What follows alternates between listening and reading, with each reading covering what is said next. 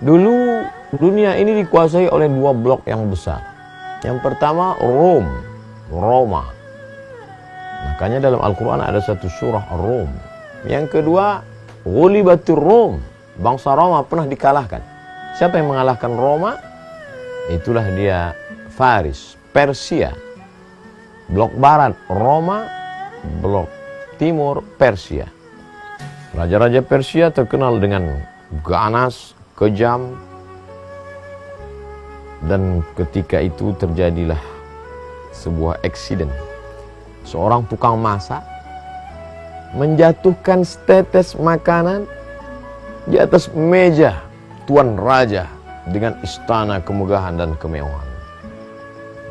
Pantang bagi raja melihat ada tetesan makanan yang jatuh.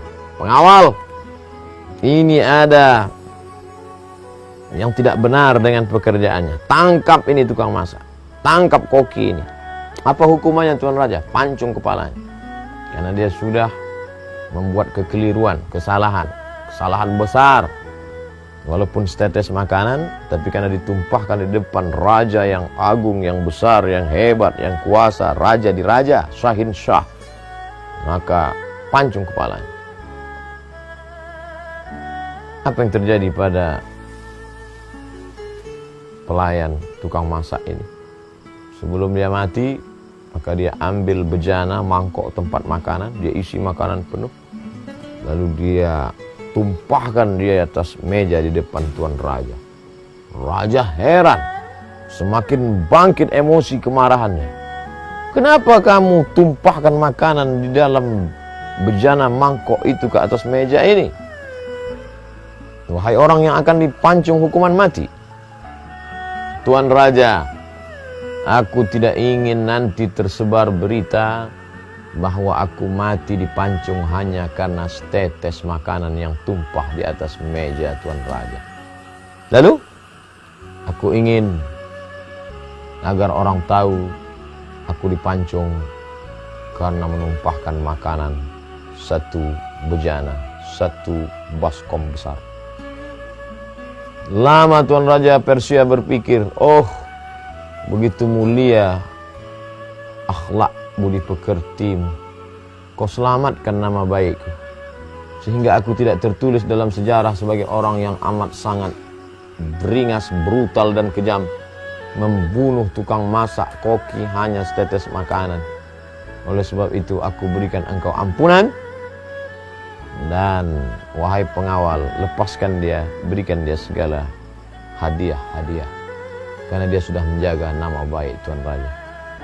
Betapa akhlak sopan santun budi pekerti menyelamatkan diri, jiwa dan raga. Oleh sebab itu betul dalam sebuah ungkapan al-adab fawqal ilmi, tak ada gunanya ilmu S1, S2, S3, postdoktoral, profesor bila tidak berakhlak. Tapi seorang tukang masak yang tidak punya jabatan kuasa apa-apa, hanya mencincang daging-daging, sayur mayur, dihidangkan kepada tuan raja, dia sudah diselamatkan, bahkan dimuliakan, dikenang sepanjang zaman sejarah, dan bahkan dia dimuliakan di hadapan orang-orang yang hanya dianggap biasa-biasa saja. Betapa akhlak budi pekerti. Bahkan Nabi Muhammad SAW dipuji Allah dalam Al-Quran.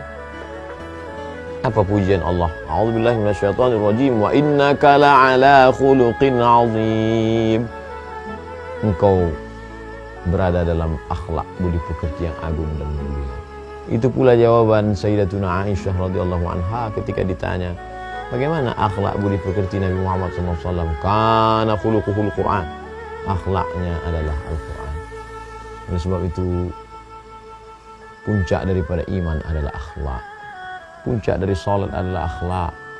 Bagaimana kita menghormati orang lain, bagaimana kita berlapang dada, bagaimana kita menjalin ukhuwah. Puncak daripada puasa adalah akhlak. Bagaimana berakhlak kepada Allah, senantiasa merasakan muraqabatullah, pengawasan Allah. Bagaimana merasakan lapar dan sakitnya fakir miskin. Bagaimana merasakan sakitnya orang-orang yang tidak punya ayah, anak-anak yatim. Puncak daripada haji juga adalah akhlak. Bagaimana orang merasakan sama di hadapan Allah. Tidak ada beda antara berkulit hitam dengan berkulit putih, antara orang kaya dengan rakyat jelata. semuanya sama-sama hamba Allah. Kullukum min Adam, semua kamu dari Nabi Adam, wa Adam min turab, dan Adam dari tanah akan kembali kepada tanah. Dan itulah puncak daripada penilaian Allah kepada seorang hamba. Yang akan dinilai adalah akhlak. Ketika ada orang yang ya'ti yaumil qiyamati bi salatin, menghadap Allah Subhanahu wa taala dengan salat yang banyak, salat tahajud, salat witir, salat duha, salat hajat, salat tahiyatul masjid, salat qabliyah, salat ba'diyah, salat wajib, salat sunat. Wasiyamin, dia juga membawa puasa Senin Kamis, puasa Ayyamul Baid 13, 14, 15, puasa Ashura 10, 9, 10, 11 Muharram, puasa 6 hari di bulan Syawal, apalagi puasa Ramadan, bahkan puasa Senin Kamis, bahkan puasa Nabi Daud alaihissalam. Tapi ternyata tidak melembutkan hati, tidak memperbaiki pekerti. Dan sebab itu maka beribadah baik, tapi merenungkan substansi makna daripada ibadah adalah membentuk akhlakul karimah. Akhlak menyelamatkan seorang tukang masak daripada azab kematian.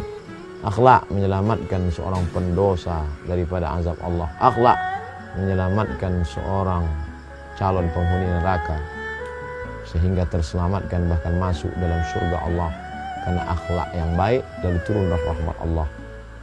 Innama yataghammadani Allahu bi rahmatih. Sesungguhnya Allah meliputi aku dengan rahmat-rahmat. Mudah-mudahan kita termasuk sampai anak cucu keturunan kita orang-orang yang menjaga akhlak. Terima kasih, bermanfaat.